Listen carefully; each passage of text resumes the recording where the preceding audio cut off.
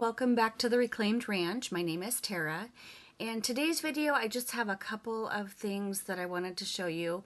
I'm over visiting family right now, and so I did just want to get a quick video out, but I had this little wooden, I don't know if it's like a utensil holder or what you would use it for typically, but I wanted to try something different. So I've got my joint compound and I'm just rubbing it all over. And what I found is if you look, you can kind of see that it kind of looks like a bark. So I just kept rubbing it just with my fingers up and down, and it made those indentations like a natural wood bark would have. So I thought that was pretty cool. So what I'm going to do is just put one coat all the way around. I am going to let it dry because I got impatient like I normally do and tried to do my imprint in it, and it of course just peeled right off. So I let it dry for probably about an hour, and then I have, from my cake decorating days, I have a little honeycomb indentation or imprint, and so I'm just going to take a little piece of that off and push it down into that joint compound a little bit, and it'll leave that honeycomb print on it just like that. And so I'm just going to go around in random areas all over this piece, put that little imprint on there, and then I'm going to let it dry overnight, and I will come back the next day. You can see here it kind of lifted a little bit, so it was wet enough to where I could just kind of push it around a little bit and redo. So it's not always perfect in the crafting world. You just kind of roll with the punches. So yeah, the next day I let it dry, and I'm gonna go in and paint those little honeycombs. But I've got these little cute little bee molds, and I'm gonna use the Amazing Casting Resin, which is the one that cures in about 10 minutes. It cures to a white color. So there's two parts to it. There's part A and B, and you mix equal parts together, and you don't want to mix it up too much because this stuff works so fast and it gets so hot that if you have too much going, it'll just harden pretty much instantly, and then you've wasted that. So just little batches. I think I did like 5 milliliters of the A, 5 milliliters of the B, so I had 10 total, which is plenty enough to do all of these bees here. So you just mix those together. It kind of turns cloudy real quick, and then once it's a clear color, then it's ready to go. And you want to just make sure to, these molds have such teeny little parts to them, like the legs and the intricate lacy part of the wings, that I take my little stirrer, and once I pour it in there, I kind of push it into those areas. Otherwise it'll not go into those areas and you'll have a big bubble. So you'll see me here kind of pushing it around into these little teeny intricate spots just to make sure that that resin flows into there. And then those take about 10 minutes. So I just push those aside, let those do their thing, and then once they are ready to go, I'll pop those out, and it'll have some extra areas you can see around the legs and stuff. And I just take my X-Acto knife and gently carefully take those extra pieces out of there, and that way it's a more clean cut look and a little bit easier to paint that way.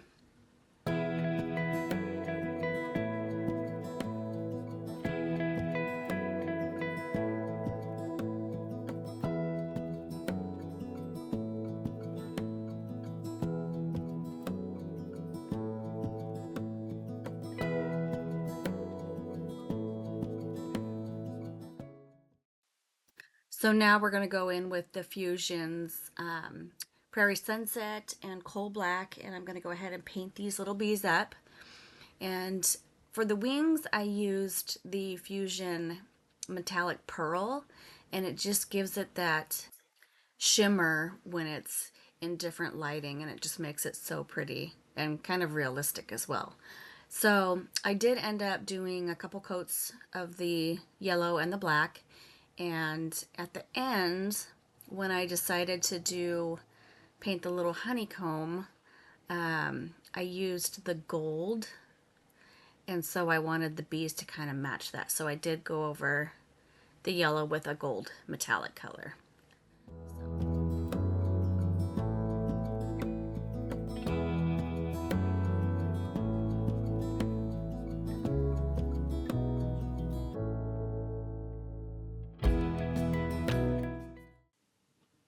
So now what I want to do is I want to be able to bring some of the detail out of the bark, and I'm going to go in with my water. I'm going to kind of just do a wash, and I'm going to use Fusion's Oakum. It's a really pretty brown gray color, and so I'm going to just make a little wash. I've got some water, and I'm just going to put some paint in and kind of get it to the color that I'm looking for, and stir it up really well.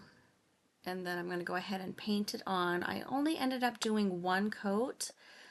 I didn't want to have to use any kind of antiquing wax or anything, because then the paint won't stick, as I want to paint that honeycomb a gold color and it won't stick to a waxed surface. So I'm just going to go in with this wash here, one coat, kind of wipe it away a little bit, and it does have the dimension effect of a darker undertone in some areas, so I was okay with it. But I'm just going to do this all the way around. I'm going to let it dry really well, and then I'm going to go in with a little artist brush and my metallic gold in the Fusion and just highlight those honeycomb areas.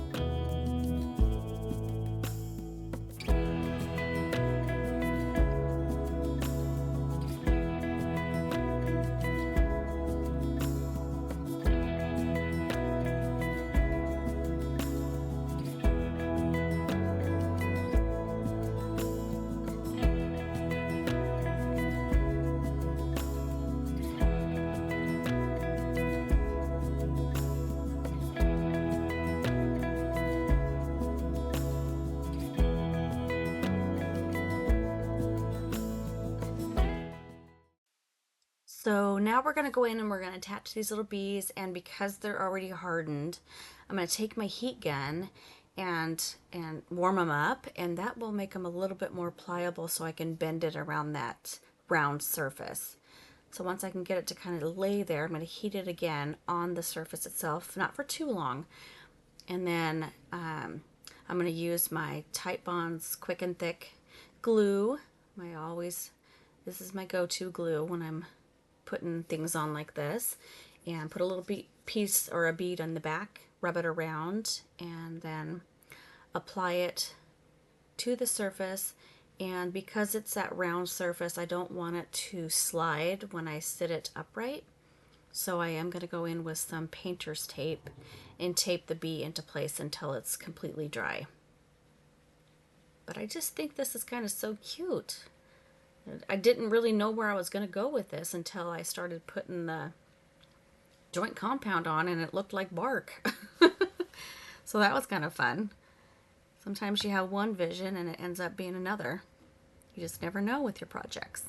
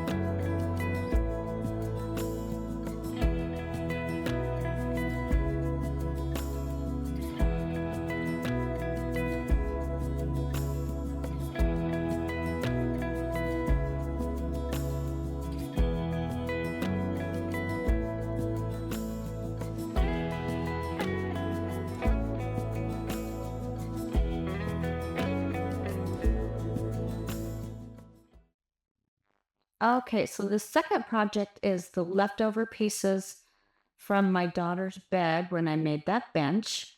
When I cut the two side rails or the foot end, it had this middle piece, and I didn't want to throw it away because it was just so pretty. So I'm going to go ahead and use the paper from Sonnet's Garden Blooms Makers Box. This is from Recycle Papers. It's the Birds Masterboard, and you can only find it in those maker boxes. So sorry, it's not out in the retail world. But I just thought it would be a beautiful piece to put on this little board here. So we're going to go ahead and decoupage the paper on. It doesn't fit completely. However, I'll show you how to fix that. And I'm going to go in with my Fusion's Decoupage Medium Gel and do the starter strip. So we're going to start at the top and kind of work our way down. So I am going to use my Mr. Bottle to get that paper wet. It does make it a little bit more pliable and easier to work with, but you still have to be real careful because it can tear pretty easily. So I'm going to go ahead and just push those air bubbles and wrinkles out as I go. I also use some cellophane usually to help get those wrinkles out, and just like I'm doing here. So I'm going to go ahead and just push that up. And then I'll lift that paper and work our way down. So again, I'm going to do another strip of the glue, make sure it's a nice even coat. And then I'll use my Mr. Bottle to wet that paper and then work our way down. So we're going to continue to do this all the way down. Some people like to iron out the wrinkles beforehand in the paper, but I just figure it'll all come out in the end anyway. So there's no sense in wasting more time trying to get them out in the beginning. And I like the wrinkles, honestly. It kind of makes it a little bit, when you put like antiquing wax or something a little bit darker on there, it kind of makes it look more vintage and aged. And so that's the look I love. So we're just going to continue to work the way down, and then I'm going to go ahead and let it dry completely before I remove any of the excess paper. And I ended up, instead of using my little hand sander, my little finger sander to remove the edges of the paper, those were just raw wood. So what I did was I just ended up gluing the paper over that instead of having to paint it. And that worked out really well.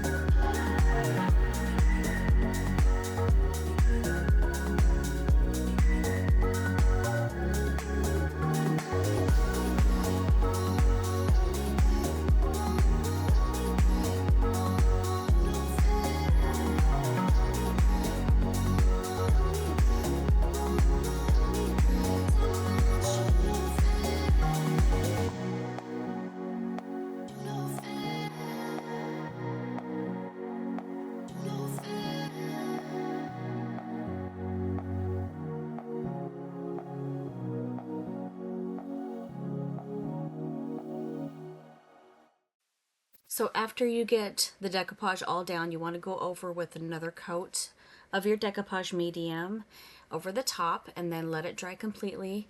And then now I'm going to go in and just clip these little pieces off with my X-Acto knife that are extra. And that's going to be able to fill those little voids on the top. So, you know me, I like to reuse and make sure to use as much as possible. So we're going to just take these and decoupage those little guys on. And that should be good enough. It's more, you know, since this paper is kind of busy looking, you can't really tell. I don't have to really blend any paints or anything on this one. So that made it kind of nice.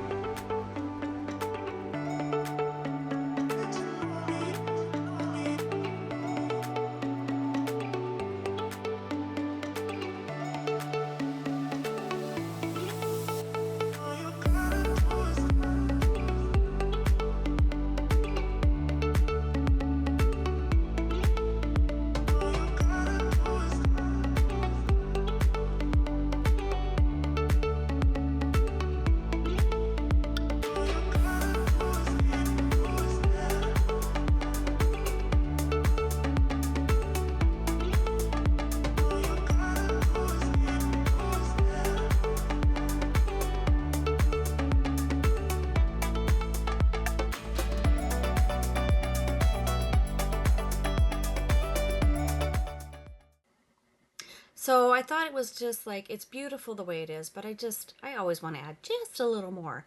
So I'm going to go in with the IOD stamp called Pastiche. And this one is a gorgeous collection of bird cages and cloches and birds and nests and bugs and all kinds of cool things. So I thought since there's so many birds here, I could maybe put a couple bird cages on here just to give it a little more eye-catching interest. And this first one, I thought it was a good idea until I did it. I'm not real sure. It has a lot of wires on the cage, and so it kind of, you can't really see the bird after I put it on. So, but I still love it. It still looks fine. Love the idea behind it. So I went on the next one, I went with a cloche where it's pretty much all glass and you can see the full image. See there, it's kind of hiding the bird, even though that's kind of what it would look like in a bird cage anyway, but I just did a couple just to kind of give it a little bit more interest. And I think I did the butterfly, one of the butterflies in a cloche, which turned out really cool. But you can add molds. I thought about adding molds, bird molds or branches, and all kinds of different things to make it more visually like 3D and interesting.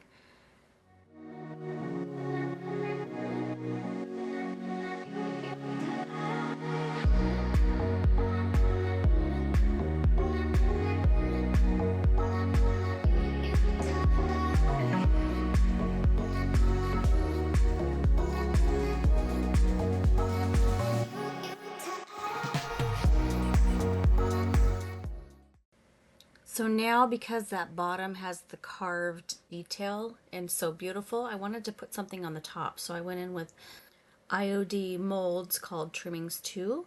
And whenever you use a mold, you always want to take cornstarch and place it in the mold first. That way, any of your clay or resin or whatever, not resin, but any of your clay products can come out a lot easier. So I'm just going to put my cornstarch in here, and this is a continuing mold, which I like because I'm going to go around the top of the arch, and so I'll need more than just one. And I had this oven baked clay for quite a while, so I'm just going to use that up. And I actually didn't put it in the oven. What I did was once I got them done, I put them on with my Titebond glue, and I used my heat gun to kind of heat the glue up a little bit so that it'll stay in place. And then I just let it sit overnight, and it cured it just fine. I was able to paint it. So once that's done, I'm going to paint it. I think I used the Walmart's antiquing wax, and I went over the details, and then I rubbed it off with a baby wipe. And then I took my Fusion's rose gold metallic and went just kind of dry brushed it over the top, and that turned out pretty gorgeous, I think. So here I'm just pushing that clay in, and then I always end up using a rolling pin just to make sure to push it down completely, and that way I can get the excess off a lot easier.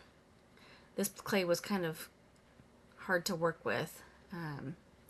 The IOD molds, I love it because they have a little ridge that allows you to tear the excess clay away a lot easier. You can see there. And so I just use my rolling pin, squish it down, get all the extras off, and then I use gravity to get it out. I'll take it from one end and bend it, and then kind of just let it fall out. Some people say that if you put them in the freezer, it helps get like some of the really intricate pieces out a lot easier. This is all one big piece, so it's not that hard to remove. But if you have like branches with a lot of little leaves and florals, sometimes that gets really hard to get it all out in one piece without it breaking. So some people have said putting it in the freezer helps. So you can see I put enough just to go around that arch. I'm going to go in with my Titebond Quick and Thick glue, put a bead down the middle, and then just use my finger to spread it out towards the sides or the ends. And that way I don't have too much of a mess. But you want to make sure it does squeeze out, so then you know you have a good adhesion from the mold to the wood. And then I just let it cure and move on to the painting part.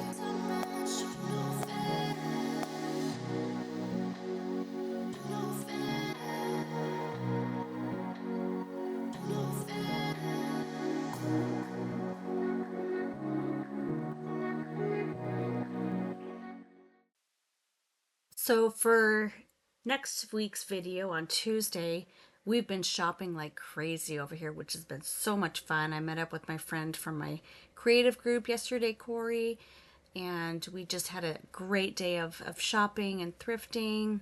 And I've been thrifting with my aunt and uncle, so we'll have some great hauls for Tuesday.